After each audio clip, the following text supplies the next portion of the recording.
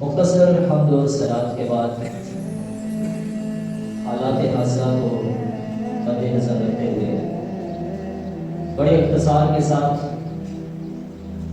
فارس یعنی ایران کے علاقے کے حوالے سے نبی علیہ الصلوۃ والسلام کی احادیث کا تذکرہ کروں گا اور ان میں ملنے والی جو ہمارے لیے نصیحتیں ہیں، ہمارے لیے دروس ہیں، ان کا بیان کروں گا۔ حدیث کی کتاب سے بخاری پہ، کتاب العلم پہ، باب ما یذکر فی المناولہ، حدیث نمبر 59 میں نبی علیہ الصلوۃ والسلام کے خط کا ذکر ہے جو امام الانبیاء صلی اللہ علیہ وسلم نے فارس یعنی ایران کے بادشاہ کی طرف بھیجا۔ عبداللہ بن حذیفہ رضی اللہ عنہ وہ خط لے کر جاتے ہیں، بحرین کے حاکم کو دیتے ہیں، بحرین کا حاکم ایران فارس تک کو خط پہنچاتا ہے۔ اب اس خط میں محمد رسول اللہ صلی اللہ علیہ وسلم نے کیا لکھا؟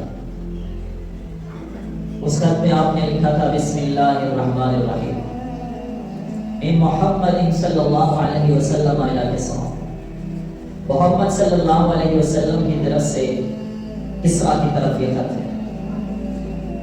آپ نے لکھا اسلم تسلم، تم اسلام قبول کرو، اللہ کے فرمانبردار بن جاؤ، اللہ تعالیٰ آپ کو امن عطا کرے گا، سلامتی عطا کرے گا، کیونکہ اللہ تعالیٰ کا قانون ہے والسلام علی من اتبع الہدی، جو ہدایت کے راستے کو اپنا لیتا ہے اللہ اسے سلامتی والا بنا لیتا ہے۔ اگر اس راستے پہ چلو گے تو امن کا راستہ، سلامتی کا راستہ ہے، اسی کو اپناؤ گے تو نجات اسی میں ہے۔ اگر اسی راستے کو تم نے چھوڑ دیا تو پھر یاد رکھو ساری عوام، ساری مجوسیت کا گناہ تمہارے سر پر کیا ہے۔ اس جملے پہ حکمرانوں کے لیے بہت بڑا پیغام کہ وہ اپنی رعایا کو کس مذہب پر چلانا چاہتے ہیں، اپنی رعایا کو کون سے مسلک پر چلانا چاہتے ہیں، اپنی رعایا کو کون سے طریقے پر وہ چلانا چاہتے ہیں۔ اگر سیدھا راستہ بتایا، صراط مستقیم پر چلایا، اسلام کے صحیح راستے پر گامزن کر دیا تو وہ امن والے ہیں، وہ سلامتی والے ہیں۔ اگر انہوں نے اس سیدھے راستے کو چھوڑ دیا تو معلوم ہوتا ہے جہاں پر ساری رعایا گنہگار ہوگی، اس گنہگار رعایا کا گناہ حاکم وقت پر گیا ہے۔ کیونکہ حاکم ہونا، بادشاہ ہونا بہت بڑی ذمہ داری ہے، یہ کوئی معمولی ذمہ داری نہیں ہے، لیکن وہ بادشاہ بڑا متکبر ہے، بڑا ظالم بادشاہ۔ نبی علیہ الصلوۃ والسلام کے خط کو اس کے سامنے پڑھا گیا، متکبر کو اور تکبر آ گیا، اس نے نعوذ باللہ محمد صلی اللہ علیہ وسلم کے خط کو پھاڑ دیا، نبی علیہ الصلوۃ والسلام کے خط کے ٹکڑے کر دیے۔ نبی علیہ الصلوۃ والسلام نے ان پر بد دعا کرتے ہوئے فرمایا ایمزق کل ممزق، اس شخص نے جس طرح میرے خط کے ٹکڑے کر دیے ہیں اللہ بھی اس ملک کے ٹکڑے ٹکڑے کر۔ یہ محمد رسول اللہ صلی اللہ علیہ وسلم کی بد دعا تھی۔ میرے بھائی اس دعا سے ہمیں سبق ملتا ہے، پیغام ملتا ہے کہ متکبر کا نتیجہ ہمیشہ خراب ہوتا ہے، گھمنڈ کرنے والوں کا نتیجہ ہمیشہ خراب ہوتا ہے، کہ نبی علیہ الصلوۃ والسلام نے اس خطے اور اس علاقے کے لیے بد دعا کر دی تھی۔ اس کے بعد دوسری حدیث جو کہ حدیث کی کتاب سے مسلم میں ہے، حدیث نمبر 7392 ہے، نبی علیہ الصلوۃ والسلام کی بہت بڑی پیشن ہوئی جو ابھی تک ظاہر نہیں ہوئی تھی، وہ ظاہر ہونی ہے۔ وہ کب ظاہر ہونی ہے، کس کیفیت میں ظاہر ہونی ہے، کس وقت ظاہر ہونی ہے، اللہ اس وقت کو بہتر جانتا ہے، لیکن وہ علامت و نشانی دجال کے ظہور کے وقت ہو۔ جب دجال آئے گا تو اس وقت یہ نشانی ظاہر ہونے والی ہے۔ نبی علیہ الصلوۃ والسلام نے فرمایا یتبع الدجال 70,000 من یہود اصفہان علیہم الطیالسہ۔ نبی علیہ الصلوۃ والسلام نے فرمایا جب دجال آئے گا تو اصفہان شہر کے 70,000 یہودی دجال کی پیروی میں نکلیں گے، اور اصفہان شہر ایران میں موجود، یہ ایران کا ہی شہر۔ نبی علیہ الصلوۃ والسلام نے فرمایا اسی شہر سے 70,000 یہودی نکلیں گے، علیہم الطیالسہ، جن پر طیالسہ قسم کی چادریں ہوں گی، انہوں نے اپنے سر پر وہ چادریں اوڑھ رکھی ہوں گی، اور وہ 70,000 یہودی دجال کی پیروی میں نکلیں گے۔ اس سے دو باتیں معلوم ہوتی ہیں۔ پہلی بات تو ہمیں یہ معلوم ہوتی ہے کہ دجال کے سب سے بڑے پیروکار بلکہ آج تک وہ شدت کے ساتھ اس کے منتظر ہیں۔ ہم کہتے ہیں ہمارے مسیحا کون ہے؟ عیسیٰ علیہ السلام۔ یہود کہتے ہیں ہمارے مسیحا کون ہے؟ دجال۔ وہ بڑی شدت کے ساتھ اس کے منتظر ہیں کہ ہمارا مسیحا، ہمارا نجات دہندہ، ہمیں نجات دینے والا، ہمیں مشکلاتوں سے نکالنے والا دجال نہیں۔ انہوں نے بڑا پلان اس کے لیے بنا کے رکھا ہے، بڑی منصوبہ بندی کر دی ہے، شاید اتنی بڑی کہ آج کے مسلمانوں نے اتنا تو تصور بھی نہیں کیا۔ سچ بات ہے میرے بھائی، ہم ہر بات کو اٹھا کے کس پہ لگا دیتے ہیں؟ جہاں بیٹھو، جہاں گفتگو کرو، جہاں تذکرہ کرو، جہاں بھی کوئی جنگی حالات، عالمی صورتحال کا تذکرہ چھڑ جائے، میرے سبھی مسلمان بھائی ایک جملے کو دہراتے ہیں، کیا؟ یہود کی سازش ہے، اس کے پیچھے بھی یہود کا ہاتھ ہے، اس کے پیچھے بھی یورپ کا ہاتھ ہے، اس کے پیچھے بھی امریکہ اسرائیل کا ہاتھ ہے، اس کے پیچھے بھی عیسائیوں کا ہاتھ ہے۔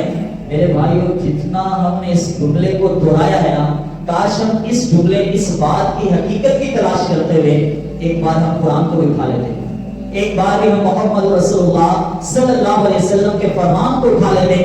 جہاں بھی مسلمانوں کی تباہی کا تذکرہ ملے گا قرآن یا حدیث سے، جہاں بھی مسلمانوں پر عذاب کا تذکرہ ملے گا، جہاں مسلمانوں کی ہلاکت کا تذکرہ ملے گا، جہاں مسلمانوں کی کمزوری، زوال اور شکست کا بیان ملے گا، میرے چھوٹے یاد رکھنا وہاں یہود کی سازش کا کوئی تذکرہ نہیں ملے گا، وہاں عیسائیت کی سازش کا کوئی تذکرہ نہیں ملے گا۔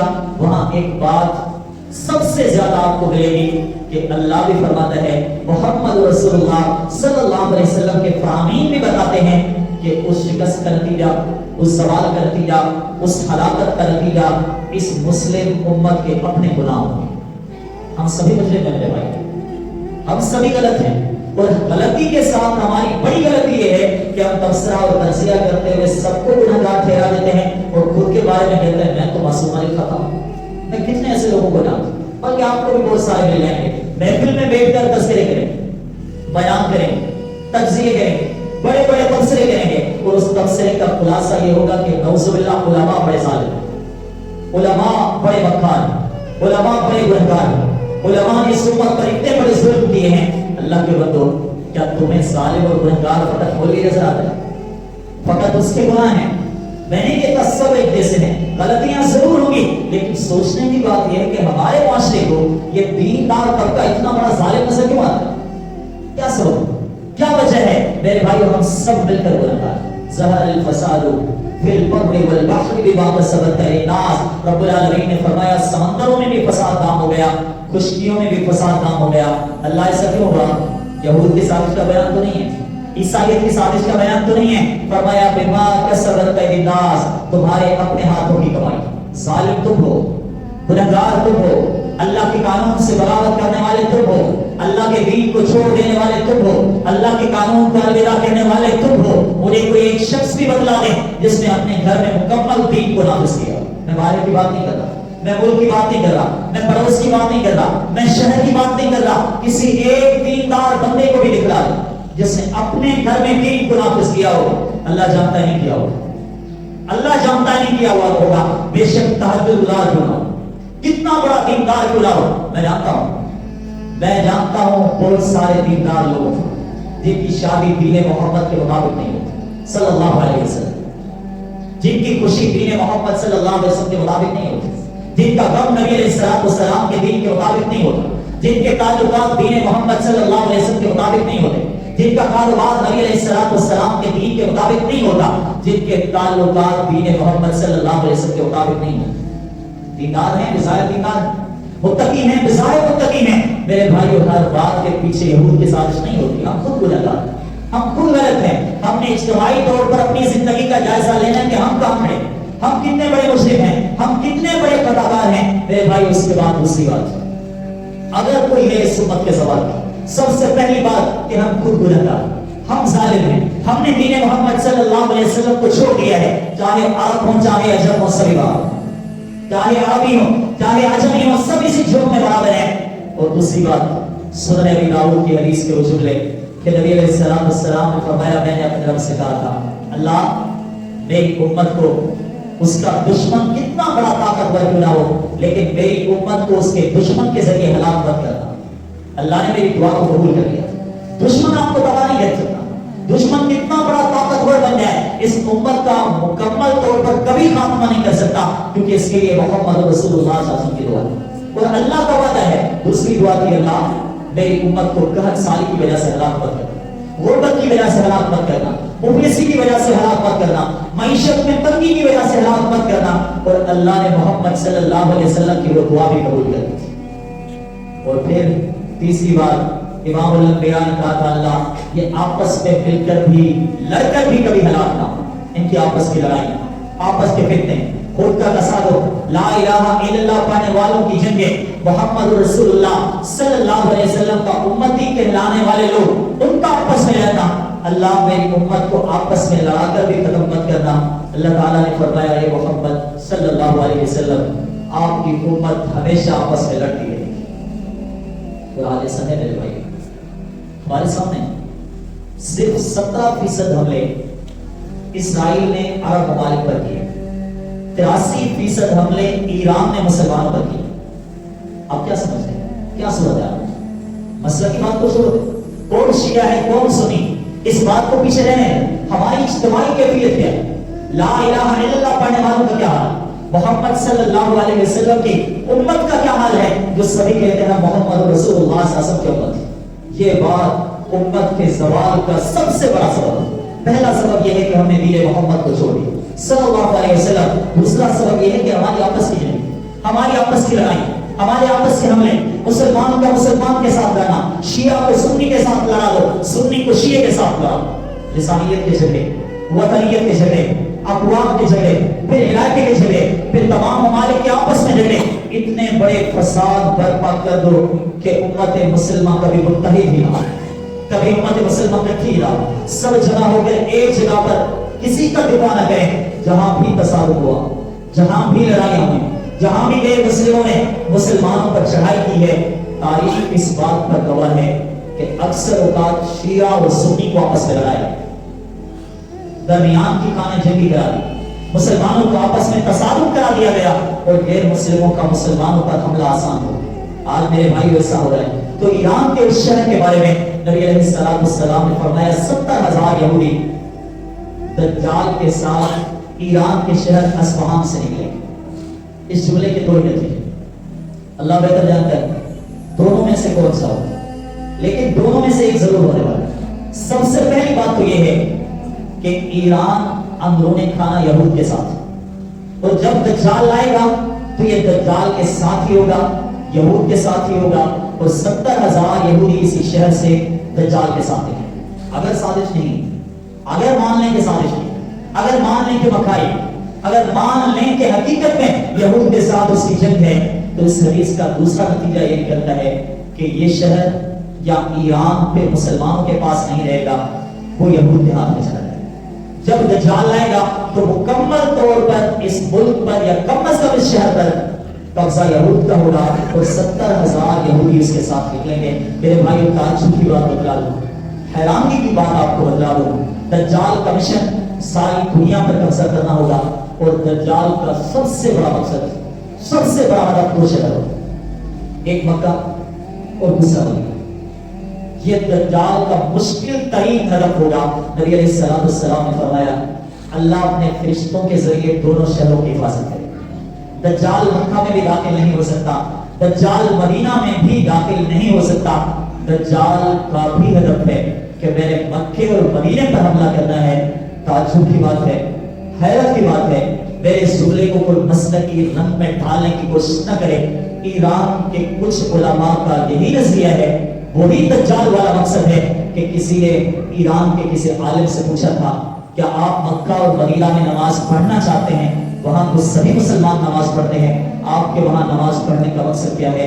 تو اس نے کہا تھا بل نہاجم علیہم، بلکہ ہم مکہ اور مدینہ کے لوگوں پر حملہ کرتے ہیں۔ اللہ امت مسلمہ کے حال پر ہے، اللہ ان دونوں شہروں کی حفاظت کر رہا ہے۔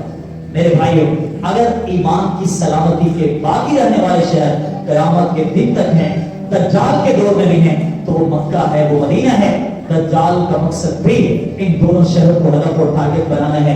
اور حیرت کی بات یہ ہے کہ اس امت کے کچھ نام نہاد علماء کا ہدف بھی نعوذ باللہ یہ ہے کہ ہم نے ان دونوں شہروں پر قبضہ کرنا ہے۔ میرے بھائیوں، پھر ہمارا فرض کیا بنتا ہے؟ ان حالات میں ہم نے کیا کرنا ہے؟ بات طویل نہ ہو جائے، میں صرف دو باتوں کا تذکرہ کروں گا۔ سب سے پہلی بات یہ ہے کہ اللہ کے بندو، اگر امن چاہتے ہو، اگر سلامتی چاہتے ہو، اگر ہدایت کا راستہ چاہتے ہو، تو اللہ کی رضا کے لیے کوئی ایک بھی جملہ ایسا نہ کہیں جو امت محمد صلی اللہ علیہ وسلم کے دفاع کے خلاف ہے، جو دین کے خلاف ہو، جو اسلام کے خلاف ہو۔ اور اسی کے ساتھ یہ بات بھی یاد رکھیں، کوئی ایک جملہ بھی ایسا نہ کہیں جو آپ کے اپنے ملک پاکستان کے خلاف ہو۔ لوگ غلط ہو سکتے ہیں، افراد غلط ہو سکتے ہیں، ہمارا کوئی قانون غلط ہو سکتا ہے، لیکن اس ملک کے ایک رہواسی کی حیثیت سے، ایک رہنے والے کی حیثیت سے آپ کا فرض بنتا ہے کہ آپ کی سلامتی اس ملک کی سلامتی کے ساتھ جڑی ہوئی۔ اس لیے آپ کوئی ایسی بات نہ کہیں۔ حالات جنگ پہ، عالمی صورتحال میں اب یہ کیفیت بڑھ چکی ہے۔ عالمی استعمار کے لیے اخلاق کوئی معنی نہیں رکھتا، امریکہ اسرائیل کے لیے اخلاق کوئی معنی نہیں رکھتا۔ وہ جو چاہے بول، جتنا چاہے بڑا جھوٹ بول، جتنی چاہے بڑی مکاری کر دیں، ان کی مرضی۔ جس کے ساتھ سلوک کر دیں، جس کے ساتھ جنگ کر دیں، ان کی مرضی ہے۔ عالمی استعمار میں اخلاقیات کوئی معنی نہیں رکھتا، حیا کوئی معنی نہیں رکھتا، غیرت کے قانون کوئی معنی نہیں رکھتے، امن سلامتی کے قانون کوئی معنی نہیں رکھتے، اقوام متحدہ کے قانون کوئی معنی نہیں رکھتے، انسانیت کے قانون کوئی معنی نہیں رکھتے۔ ان کا مقصد فقط معیشت ہے، ان کا مقصد فقط جنگ ہے، اور سب سے بڑی بات، ان ظالموں کا مقصد امت محمد کا خاتمہ ہے صلی اللہ علیہ وسلم۔ آپ جتنی چاہیں ان سے دوستی کرو، جتنا چاہیں انہیں اپنا بنا، جتنے چاہیں اپنے اڈے ان کو دے دیں۔ رب العالمین نے فرمایا تم ان سے محبت کرتے ہو، وہ تم سے کبھی محبت نہیں کرتے۔ جتنی چاہو ان سے محبت اختیار کرو، جتنا چاہو ان سے تعلق جوڑ دو، لیکن وہ تم سے محبت نہیں کرتے۔ حتیٰ تتبع ملتہم، ہاں ایک بات پر یہودی آپ سے راضی ہو سکتے ہیں، ایک بات پر عیسائی آپ سے خوش ہو سکتے ہیں، اور وہ کیا ہے؟ وہ یہ ہے کہ دین محمد صلی اللہ علیہ وسلم کو چھوڑ کر عیسائیت اختیار کر لو یا یہودی بن جاؤ، تب وہ آپ سے راضی ہوں گے۔ دوسری صورت میں اپنا ملک ان کو دے دو، اپنے اڈے ان کو دے دو، اپنا کاروبار ان کو دے دو، اپنا تیل ان کو دے دو، جتنے چاہے بڑے معاہدے کر لو، لیکن قرآن یہ کہتا ہے وہ تم سے کبھی خوش نہیں ہوں گے، وہ تم سے کبھی راضی نہیں ہوں گے۔ تو ہمارا یہ فریضہ بنتا ہے کہ بے حیثیت مسلمان اللہ کے بندو دین محمد صلی اللہ علیہ وسلم کی طرف واپس لوٹ کے آ جاؤ۔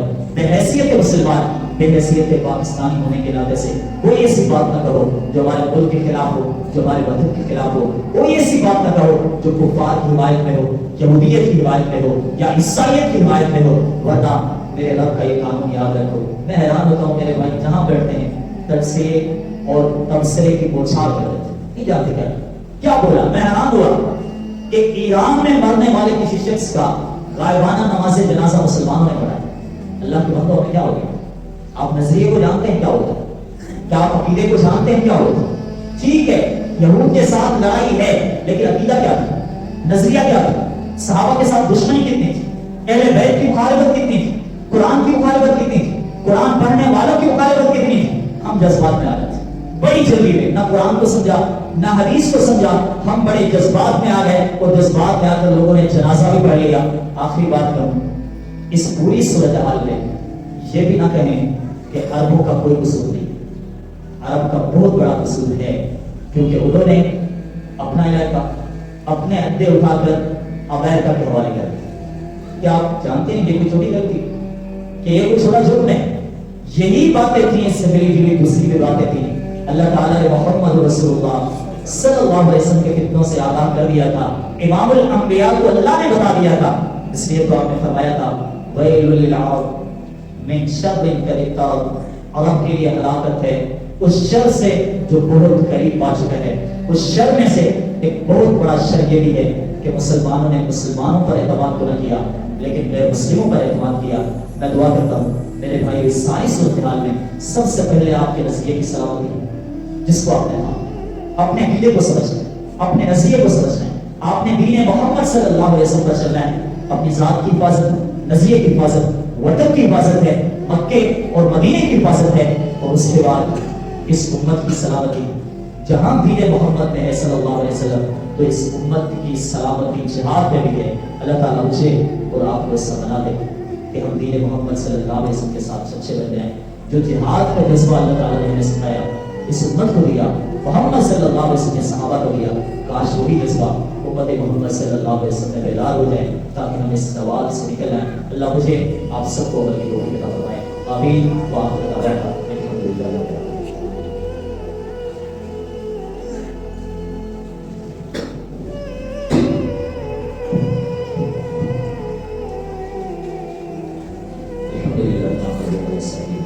من يهده الله فلا مضل له ومن يضلل فلا هادي له واشهد ان لا اله الا الله وحده لا شريك له واشهد ان محمدا عبده ورسوله. اللهم صل على محمد وعلى ال محمد كما صليت على ابراهيم وعلى ال ابراهيم انك حميد مجيد. اللهم بارك على محمد وعلى ال محمد كما باركت على ابراهيم وعلى ال ابراهيم انك حميد مجيد. میرے بھائیو، غیر پر الزام تراشی سے پہلے عقلی بات تو یہ ہے کہ ہم اپنی زندگی اپنے وجود کا جائزہ لے لیں کہ میں کہاں کھڑا ہوں. اب یہ شخص کا جو گناہ میں ذکر کرتا ہوں کہیں میری اپنی زندگی میں تو نہیں ہے، کہیں میرے وجود میں تو نہیں ہے. اس لیے آج کے خطبے میں میں نے اس جملے کو سمجھانے کی کوشش کی ہے کہ اس امت کی عافیت، اس امت کی سلامتی، اس امت کی نجات اگر ہے تو دی ہے محمد صلی اللہ علیہ وسلم. اس دین کی طرف واپس آئے، قرآن کی طرف واپس آئے، حدیث نبوی صلی اللہ علیہ وسلم کی طرف واپس آئے. ان موجودہ حالات کو دیکھتے ہوئے ایک بڑا اہم سوال ہمارے ذہن میں جنم لیتا ہے کہ امام مہدی علیہ السلام کب آئیں گے، کون سے دور میں آ سکتے ہیں، اس وقت کی علامات کیا ہوں گی، امام مہدی علیہ السلام کی علامات اور نشانیاں کیا ہوں گی. بحیثیت مسلمان میں امام مہدی علیہ السلام کو کیسے پہچان سکتا ہوں، اور کہ لشکر کی پہچان کیا ہوگی، کتنا عرصہ وہ اس زمین پر رہیں گے، کتنا عرصہ وہ حکومت کریں گے. اس جیسے بہت سارے سوالات ہمارے ذہن میں جنم لیتے ہیں. انشاءاللہ آئندہ جمعہ یا اس سے اگلے جمعہ میں اسی قربان پر ہم گفتگو کریں گے. میں اب آپ سے گزارش کرتا ہوں کہ وقت کی ضرور پابندی کریں اور دیگر احباب کو بھی دعوت دیں. اللہ تعالیٰ مجھے آپ سب کو عمل کی توفیق عطا فرمائے. آمین وآخر دعوانا الحمدللہ.